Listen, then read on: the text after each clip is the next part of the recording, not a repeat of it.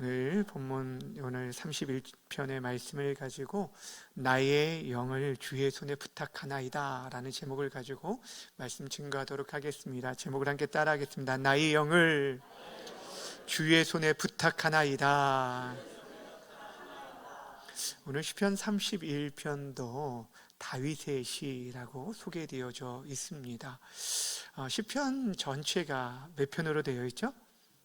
150편으로 되어져 있는데 성경에 기록되어져서 이것이 다윗의 시다라고 표현되어진 시만 해도 73편이 되어집니다. 그러니까 그 외에도 더 있으니까 반절 이상이 다윗이 지은 시라고 생각을 하면 되는데 어떻게 이렇게 많은 시를 그가 지을 수 있었을까라는 그런 생각을 하게 되어지죠. 그리고 그 시가 오늘 본문에서 뭐라고 말을 하면 인도자를 따라 부르는 노래라고 얘기했다는 것은 이것이 그 한 사람의 고백으로 끝나지 않고 공동체가 함께 하나님을 예배하는 가운데 사용했던 찬양시였다라는 것을 보게 되죠. 그러니까 다윗의 그 믿음의 고백과 그 찬양이 다른 영혼들, 특별히 그 백성들의 찬양이 되어진 것을 보게 되어지고, 더 나아가서 우리에게는 하나님의 말씀으로 성경으로 기록되어져서 오늘도 이 말씀이 우리로 하여금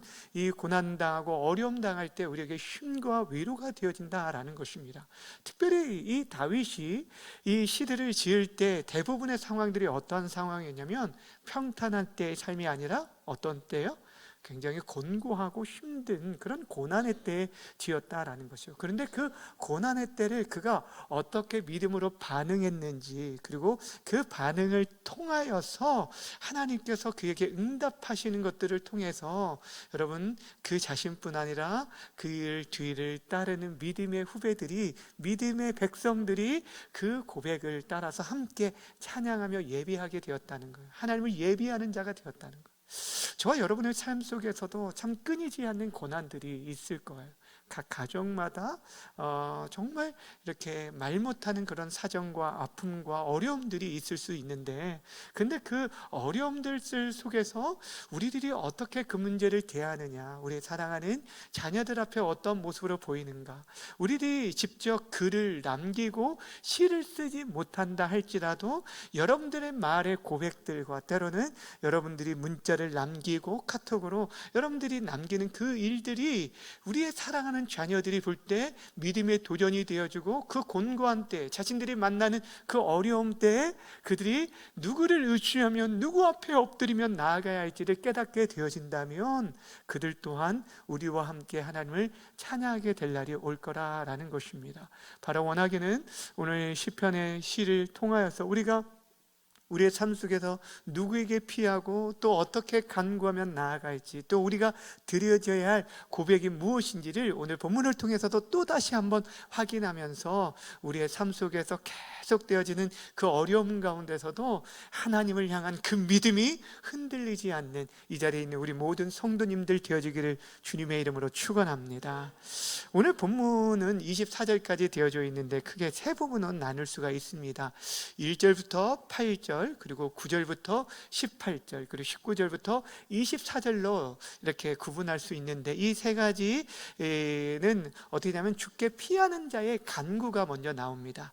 그러니까 다윗의 간구가 나오고, 두 번째는 다윗이 그렇게 간구할 수밖에 없었던 그런 탄식과 그의 고통의 문제에 대한 내용들을 두 번째 단락에서 소개하고, 그 고통 가운데 또다시 기도하는 것이 두 번째 단락에서 나옵니다. 그리고 마지막에는 하나님께서 그에게 베풀어 주신 그 은혜에 대한 찬양을 하며 성도들에게 마지막 권면의 말씀으로 끝나는 것을 보게 됩니다.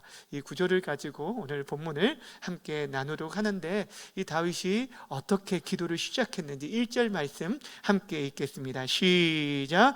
여호와여, 내가 주께 피하오니 나를 영원히 부끄럽게 하지 마시고 주의 공의로 나를 건지소서. 자, 1절을 통해서 알 수 있는 것은 지금 다윗이 어떤 부끄러운 상황에 빠져 있는 것을 알 수가 있습니다. 그런데 뭐라고 먼저 기도하냐면 내가 주께 피합니다. 주님, 나를 건져 주십시오라고 얘기하는 거예요. 여러분, 시편 가운데 가장 많은 간구 중에 하나가 뭐냐면 내가 주께 피합니다. 나를 건져 주옵소서라는 다윗의 간구입니다. 여러분, 이 다윗의 장점이 여기에 있었어요. 내가 피해야 할 곳이 어딘지, 피해야 할 분이 누구인지를 정확하게 알았다라는 거예요. 우리가 어려움을 당하면은 어떤 방법으로 이 어려움들을 이겨낼 건가를 생각하는데 그것보다 더 중요한 것은 누구에게 우리가 피해야 할 것인가. 이것을 다윗은 너무너무 정확히 알았어요. 그래서 누구에게 피한다고 말합니까? 주께 피합니다. 나를 도와주십시오. 나를 건져주십시오라고 지금 간구하고 있습니다. 그것도 어떻게 건져달라고 말하냐면 속히 건져달라고 이렇게 얘기하는 것을 보게 되어주죠. 사랑하는 여러분, 다윗이 지금 그 상황 속에서 하나님께 건져달라라고 이렇게 간구하면서 아주 중요한 부탁을 하는 것이 바로 5절 말씀입니다. 5절 말씀 함께 읽습니다. 시작. 내가 나의 영을 주의 손에 부탁하나이다. 진리의 하나님 여호와여, 나를 속량하셨나이다. 여러분, 이 시편 31편이 사실 유명한 이유 중에 하나가 있어요. 여러분, 유명한지 아닌지 잘 모르셨을 수도 있지만 유명한 시예요. 왜 그러냐면 금방 이 5절에 뭐라고 얘기하고 있냐면 내가 나의 영을 주의 손에 부탁합니다. 여러분, 이 말씀을 어디서 많이 들어보지 않으셨나요? 예수님이, 그렇죠. 어디서? 십자가상에서. 그렇죠.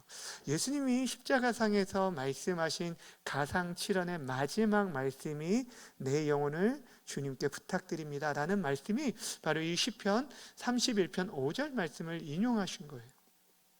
여러분, 지금 다윗이 자신이 지금 곤관 가운데 부끄러움을 당하고 여러 가지 어려움 가운데 있는데 육체적인 고통과 어려움도 있지만 그가 자신의 영혼을 지금 부탁하는 것을 보게 됩니다. 그것도 누구의 손에 부탁한다고 말을 합니까? 주의 손에 부탁한다. 여러분, 성경에서 손이라는 것은 힘과 능력을 나타내는 단어입니다. 당시에 여러분, 이 다윗에게 있어서 가장 큰 위협 중에 하나는 사울의 군사들이었어요. 사울이 다윗을 죽이려고 할 때 이 사울의 손이 얼마나 대단했냐면 그의 명령으로 인해서 3,000명의 군사가 한 사람 다윗을 잡으려고, 그래도 거의 포위되어진 상태까지 오게 되었어요. 여러분, 생각해 보세요. 여러분이 밤길에 누가 한 사람만 뒤에 쫓아와도 무서워요, 안 무서워요? 안 무서워요? 예, 별로 안 무서워요? 한 명 거뜬하게 이깁니까? 여러분, 근데 3,000명의 군사가 쫓아온다고. 여러분, 이건 말할 수 없는 두려움이겠죠. 그런데 그는 그 사울의 손, 그 원수의 손과 전혀 비교할 수 없는 정말 가장 능력 있는 주의 손에 자신의 영혼을 의탁하는 그런 모습을 보게 되어주죠. 근데 그렇게 간구하는 이유가 있습니다. 왜냐하면 주님만이 나의 반석과 산성 되어주시기 때문에, 나의 요새가 되어주시기 때문이라고 얘기를 합니다. 2절, 3절, 4절에 계속 나오는 단어가 이 산성이라는 단어입니다. 요새라는 거고 어떻게 보면 피난처라고 생각을 하시면 되는데, 여러분, 이 단어를 다윗이 굉장히 많이 사용을 해요. 이게 높은 산봉우리 쪽에 있는 그런 요새 지역인데, 여러분, 이게 그 높은 곳에 있으면 어떻습니까? 우리가 보통 예전에 그 6.25 전쟁 때도 그랬지만 고지를 점령하는 게 너무너무 중요한 이유가 무엇이냐면은 그 위에서 아래를 공격하는 거, 공격도 쉽고 방어도 쉽기 때문에 그 모든 것을 용이하기 때문에 이것을 산성, 요새라고 부르거든요. 그러니까 지금 얘기를 하는 거예요. 하나님만이 나에게 있어서 내가 진짜 피할 수 있는 피난처고 요새입니다. 그러게 내가 하나님께 지금 간구합니다 라고 얘기하는 것을 보게 되죠. 또 5절 후반절에서는 하나님이 진리의 하나님이시며 자신을 이전에도 속량해 주신 분이기에 내가 간구합니다 라고 얘기합니다. 그런데 더욱이 내가 이 다윗이 하나님만을 의지하며 그분 앞에 내가 피하고 간구한다 라고 하는 이유가 있어요. 무엇인지 7절 말씀 함께 어떻게 고백했는지 함께 읽겠습니다. 시작. 내가 주의 인자심을 기뻐하고 즐거워할 것은 주께서 나의 고난을 뭐 하시고요? 보시고 환난 중에 있는 내 영혼을 뭐 하셨다고요? 아셨으며. 뭘 하셨다고요? 보시고 아셨다라고 얘기합니다. 여러분, 이 다윗이 지금 공고한 가운데서도 즐겁고 기쁨으로 지금 간구하며 나아갈 수 있는 것은 무엇 때문이냐면 주께서 나의 고난을 보시는 분이기 때문이에요. 나의 모든 사정을 아신다라는 거예요. 보신다라는 것은, 여러분, 이 보신다는 것은 주목하시는 거예요.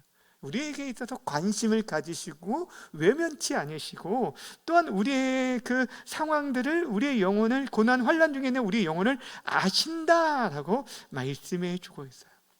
하나님이 지금 이 자리에 있는 저와 여러분, 우리 주의 백성들의 그 모든 상황들을 보시고 아시는 분이다. 우리의 그 마음의 고통과 아픔, 그 상처들까지 아시고 어루만져 주시는 분이심을 말씀해 주고 있습니다.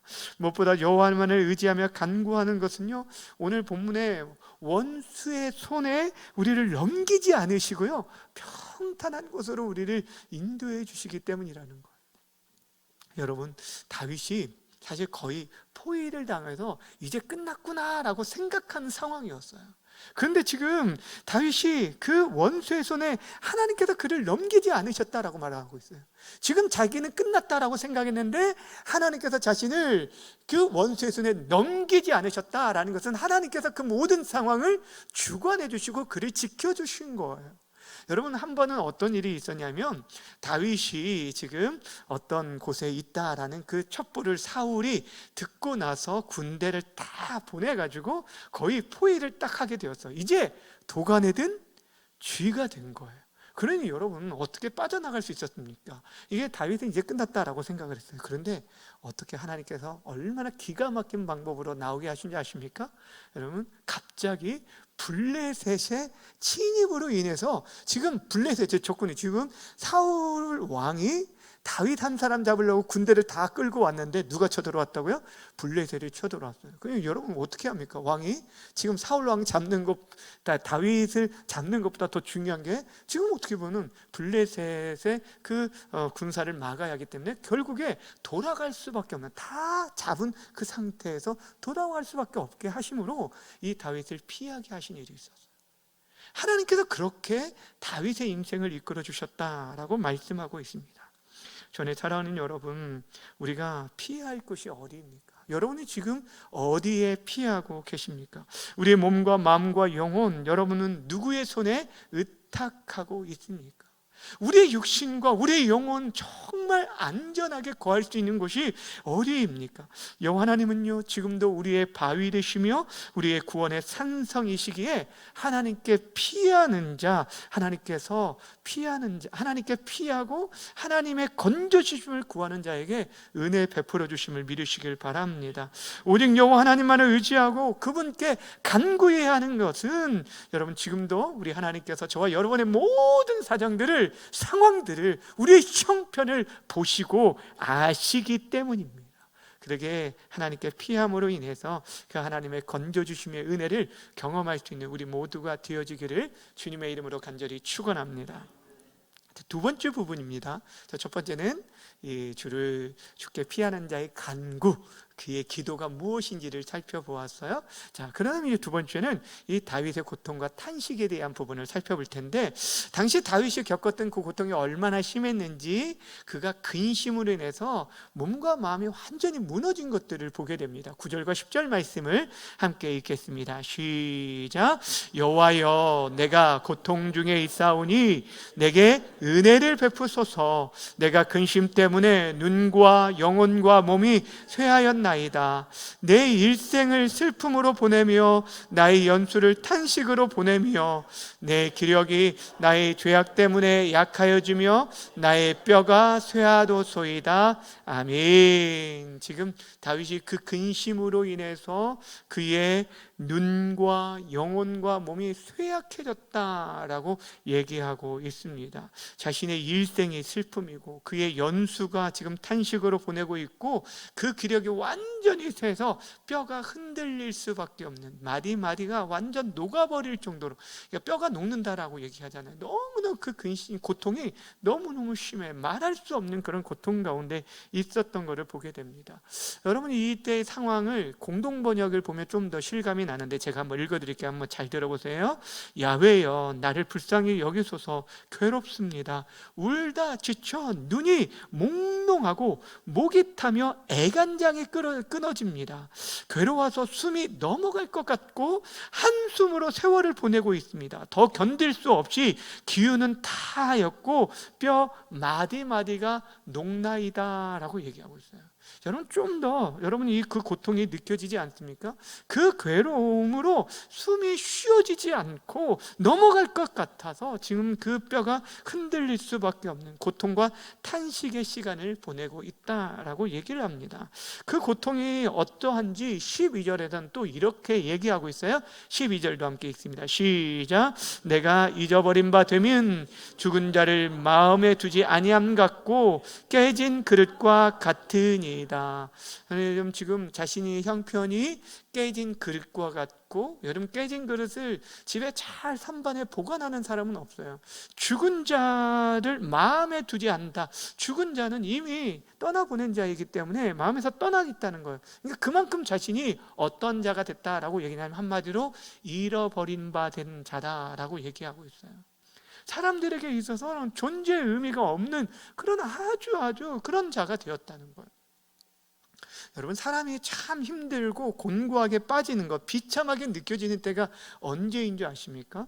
사람으로부터 어떠한 회방을 당하고 비방을 당하는 것도 참 괴롭고 힘든 일이겠지만, 그런데 그보다 더 어려운 게 무엇이냐면, 더 힘든 게 뭐냐면 바로 내 존재 자체를 사람들이 아예 관심을 두지 않는 무관심이 더 힘들다는 거예요. 이전에도 한번 말씀드렸지만, 여러분, 연예인들에게 있어서 정말 두려운 것이 악플보다 더 무서운 게 뭐라고 했죠? 무플.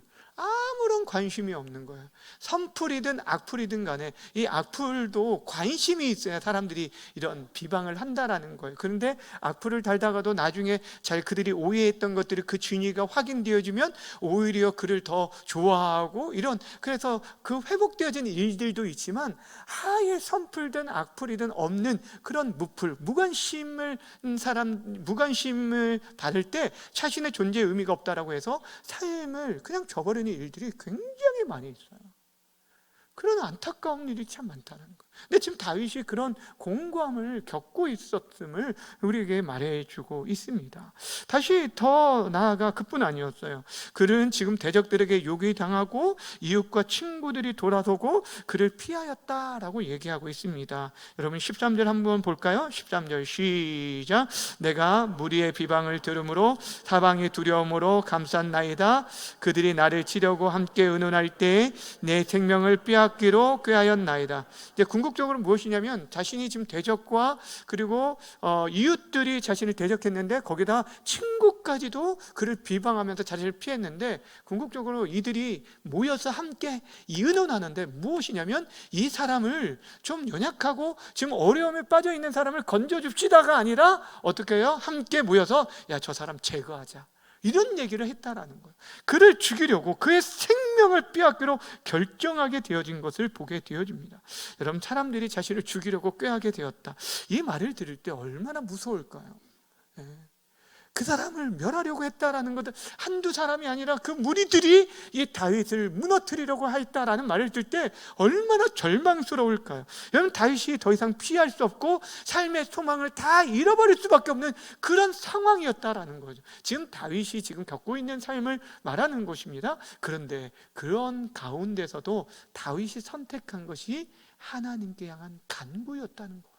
그래서 오늘 14절에 보면 이렇게 다시 한번 간구하는 걸 보게 됩니다. 14절 함께 읽습니다. 시작. 여호와여, 그리하여도 나는 주께 의지하고 말하기를 주는 내 하나님이시라 하였나이다. 자, 뭐라고 지금 기도한지 아시겠어요? 그 앞에서 지금 어떤 상황이 있냐면 사람들이 그를 비방합니다. 그를 비방으로 끝나지 않고, 때로는 어떤 사람은 관심을 가지지 않고 버림받아진 거, 정말 그 삶의 소망을 도저히 찾아볼 수 없는, 그리고 사람들이 자신을 죽이려고, 그 생명을 끊으려고 그런 결정하여진 그런 상태에 있는데, 그럼에도 불구하고 자신을 죽이려는 계략이 있었음에도, 자기를 애워싸는 가운데 있을지라도 그럼에도 불구하고 나는 내 삶을 포기하지 않고 무너지지 않고 누구에게 피하겠다는 거예요?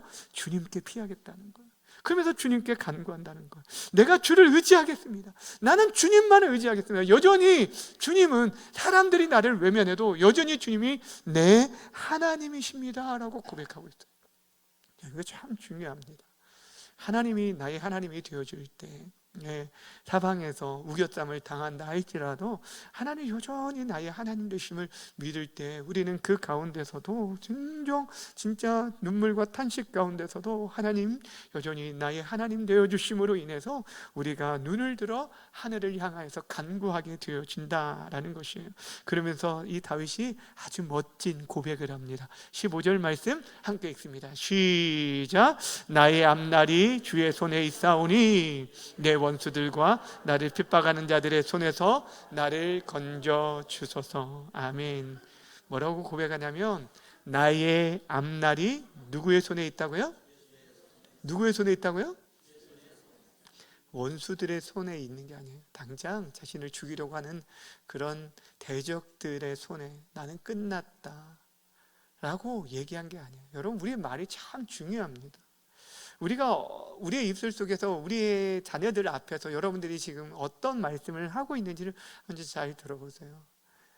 배고파 죽겠다, 힘들어 죽겠다, 아파 죽겠다, 맨날 죽겠다라는 얘기를 우리가 하고 있지는 않은지, 우리의 상황 속에서 정말 한번 보세요. 하나님의 하나님 되심을 인정하면서 내가 그 가운데서도 내 앞날이 주의 손에 있다라고 고백할 수 있는지, 내 삶이 하나님의 손에 있다라고 고백할 수 있는지 여러분 한번 보시라는 거예요. 여러분, 우리 인생이요, 어떤 우리의 질병 가운데 있을 때 의사의 손에 우리의 생명이 달려있는 게 아니에요. 이 나라가 대통령의 손에 달려있는 것이 아니라는 거예요. 여러분의 자녀들이 가지고 있는 어떤 학위나 지위와 그들이 가지고 있는 그 자리가 그들을 붙들어주는 것이 아니라는 거예요. 정말 우리 인생의 앞길은 누구의 손에 있다고요?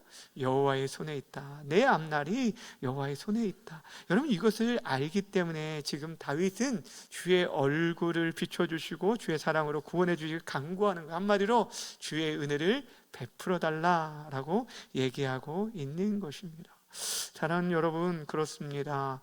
그분의 손, 즉 앞에서 말했던 주의 손, 그분 능력의 손이에요. 예수님께서도 말씀하셨던 아버지의 손에서 누구도 빼앗을 자가 없다. 하나님께서 택한 백성들, 그 어떤 것도 그분의 사랑에서 끊을 수 없는 것처럼 그 손에서 빼앗을 자가 없어요. 여러분, 우리의 앞날, 우리 사랑하는 자녀들의 앞날 인생도 하나님 앞에 맡겨드리시길 바랍니다. 그렇게 간구하셔야 돼요. 우리는 계속 끊임없이 계속적으로 우리의 상황들이 힘들고 어려워도 이 시대가 계속해서 우리로 하여금 하나님이 아닌 다른 것들을 바라보게끔 합니다. 온통 우상들에 우리가 둘러싸여 살아가고 있어요. 근데 그때에 그럼에도 불구하고 다시 말했던 것처럼 여호와여, 그리하여도 나는 주를 의지하겠습니다 라고 하면서 나의 앞날이 주께 있음을, 주의 손에 있음을 고백하며 나아가는 저 여러분 모두가 되어지기를 주님의 이름으로 간절히 축원합니다. 마지막으로 살펴볼 것은 주께 피하는 자가 드려지는 찬양과 권면의 말씀을 함께 보도록 하겠습니다. 19절 말씀 함께 읽겠습니다. 시작. 주를 두려워하는 자를 위하여 쌓아두신 은혜, 곧 주께 피하는 자를 위하여 인생 앞에 베푸신 은혜가 어찌 그리 큰지요. 아멘. 오늘 19절에 보면 은혜라는 단어가 2번이나 나오는데 어떤 자들에게 예비하신 은혜인지 뭐라고 말하냐면 주를 두려워하는 자를 위하여 쌓아두신 은혜. 그러니까 여러분 이 표현이 너무 멋지지 않습니까? 멋지다고 좀 해주시면 예, 멋지지 않습니까? 복을 쌓아 놓으셨대요. 복을 쌓아 놓으셨대요. 제가 저희 명절 때 저희 시골에 가면 말씀드렸잖아요. 저희가 식사하고 아직도 저희 가고 있지도 않은데 저희 어머니가 뭐 하고 있다고 해요? 예, 계속적으로 저희를 줄 것을 계속 막. 근데 보면 쌓아놨어요. 이미 쌓아놓았어요. 쌓아놓은 거를 가지고 계속 이렇게 막 이것도 주고 저것도 챙겨주고 하는 것들을 보게 됩니다. 여러분 참 감사한 게 그거예요. 우리 인생 속에서 하나님께서 쌓아두신 은혜가 있답니다. 아멘이십니까? 여러분 삶 속에 지금까지 목사님 저는 많은 것도 이미 다 누렸는데 아닙니다. 여러분 하나님께서 여러분 인생 앞에 아직까지는 남겨도 쌓아놓으신 은혜가 있다라는 거예요. 누구에게요? 주를 두려워하는 자. 이게 중요합니다. 주를 두려워하는 자. 그 다음에 뭐라고 말하냐면 주께 피하는 자를 위하여서. 그러니까 여러분 주를 두려워하는 자를 위해서 하나님께서 복을, 그 은혜를, 그 놀라운 은혜를 쌓아놓고 계시고 또한 주께 피하는 자를 위하여서 그 인생 앞에 베푸신 은혜들이 있다라는 것이. 사랑하는 여러분, 주를 두려워한다라는 것은 하나님을 경외하는 것을 말하는 거예요. 하나님을 경외하는 자, 하나님을 경외할 때 우리 인생 가운데 하나님께서 그 쌓아놓으신 은혜를 우리 삶 가운데 베풀어 주시는 거예요. 왜 내 삶에 지금 그런 은혜를 누리지 못한가? 그렇다면 우리들이 지금 어떠한 자가 아니라는 거예요. 여호와를 두려워하지 않게, 내가 주께 피하지 않게, 내 힘으로 내 능력으로 그 문제를 계속 해결하려고 하니까 하나님이 이미 쌓아놓으셨는데 하나님께 나가 찾아가야 하는데 하나님이 엉뚱한 길을 찾으니까 그 은혜들을 누리지 못한다는 거예요. 여러분 우리들이 이 땅에 살아가면서 정말 두려워할 분은 여호와 하나님 한 분뿐임을 믿으시길 바랍니다. 너무너무 중요해요. 성경에서 그래서 여호와를 경외하는 것이 지혜의 근본이라고 말씀하고 있어요. 제가 자주 얘기하잖아요. 여러분 우리가 하나님을 두려워하게 되어지면 정말 하나님이 무서워요. 두려움을 가지고 살아가게 되어지면 죄를 멀리하게 되고 또한 다른 모든 세상의 다른 주변의 것들이 두렵지 않아요. 죽음이든 인생의 모든 문제들이 두렵지가 않아요. 그런데 하나님을 두려워하지 않는 순간, 여러분 하나님 두려워하지 않으니까 다른 것도 눈에 뵈는 게 없을 것 같아 보이는데 아니에요. 다른 모든 것이 그에게 두려움의 대상이 되어주는 거예요. 그래서 우리는 하나님을 두려워하며 살아가는 게 중요해요. 그럴 때 하나님께서 예배하신 은혜가 있다라고 우리에게 말씀해 주고 있습니다. 이처럼 여러분 다윗은 자신에게 놀라운 사랑을 베푸신 하나님을 찬양한다라고 말합니다. 주의 목전에서 끊어진 줄 알았어요. 이제 모든 것이 끝났다라고 생각했는데 하나님을 예배할 수 있는 은혜를 주시고 이렇게 간구하며 나와서 찬양할 수 있는 은혜를 허락하시고 부르짖고 간구할 때 응답하여 주심으로 인해서 자신에게 베풀어 주신 그 놀라운 사랑에 대해서 감사하고 감격하고 찬양했어요. 근데 거기서 끝하지 않아요. 다윗이 시를 통해서도 계속적으로 우리에게 전해주고 있잖아요. 이것이 성경으로 우리에게 전해져서 우리로 하여금 그 곤고함을 당할 때 우리가 누구에게 피해야 할지, 우리의 영혼을 누구의 손에 의탁해야 할지를 우리에게 가르쳐 준 것처럼 지금 이 다윗이 성도들에게 이렇게 권면합니다. 하나님을 찬양하라고, 하나님을 사랑하라고 이렇게 권면해요. 23절, 24절 마지막으로 함께 읽겠습니다. 시작. 너희 모든 성도들아 여호와를 사랑하라. 여호와께서 진실한 자를 보호하시고 교만하게 행하는 자에게 엄중히 갚으시느니라. 여호와를 바라는 너희들아 강하고 담대하라. 여러분 강하고 담대하시길 바랍니다. 여러분 지금 여호와를 바라는 자, 여호와를 기다리는 자, 여호와께 간구하고 피하는 자에게 얘기하는 거예요. 그런 자가 강하고 담대하게 되어줄 수 있기 때문에 그렇게 우리에게 권면하는 거예요. 하나님을 따르는 자, 여호와를 바라보는 자, 지금 당장에 눈앞에 보이는 것들 때문에 두려움에 빠지지 말고 오히려 강하고 담대할 것을 얘기하고 주를 사랑하라 라고 얘기하고 있어요. 너희 모든 성도들아 여호와를 사랑하라. 왜냐하면 여호와께서는 진실한 자를 보호하시고, 이 진실한 자가 누굽니까? 앞에서 말한 것처럼 여호와를 두려워하며 그분께 피하는 자를 말하는 거예요. 그 자를 보호해 주시기 때문이라 라고 말씀해 주고 있어요. 여러분, 시편에서 여호와를 사랑하라 라는 표현이 여러분 얼마나 많이 나올까요? 많이 나올까요? 얼마나 많이 나올 것 같습니까? 예? 시편에 오늘 31편에 처음 등장하는 게 여호와를 사랑하라 라는 말씀이에요. 근데 이 여호와를 사랑하라는 이 정확한 표현이 나와 있는 성경 구절이 여러분 구약 성경에 딱 세 곳이 있어요. 어디냐면 신명기 6장과 여호수아 23장인데, 여호수아 23장은 여호수아가 마지막 어쩌면 고별 설교하는 내용이 23장, 24장에 이어지는데 이스라엘 백성들에게 남긴 것이고요. 또한 신명기 6장에서 보면 모세가 그의 마지막 때, 그러니까 다시 말하면 이 가나안 입성을 앞두고 있는 출애굽 2세대들에게 그들에게 유언처럼 남겼던 세 편의 설교가 뭐였냐면 신명기예요. 신명기에서 이 얘기를 하고 있는 거예요. 너는 마음을 다하고 목숨을 다하고 뜻을 다하여 내 하나님을 사랑하라 라고 하면서 이 모세가 그의 인생 말년에 그 이스라엘 백성들에게 권면한 말씀이 무엇이냐면, 우리 인생에 정말 붙들어야하고 우리 인생이 그렇게 살아가야 할 그 다른 힘이 다른 게 아니라는 거예요. 여호와를 사랑하는 거, 이것을 권면해요. 마지막으로 권면하는 게 이거예요. 여호수아도 그의 인생 마지막에 그의 백성들에게 몇 가지 권면하고 있는데 그 중에 하나가 바로 이것이었어요. 여호와를 사랑하라. 여러분, 하나님을 사랑하는 것은 결국에 어떤 것일까요?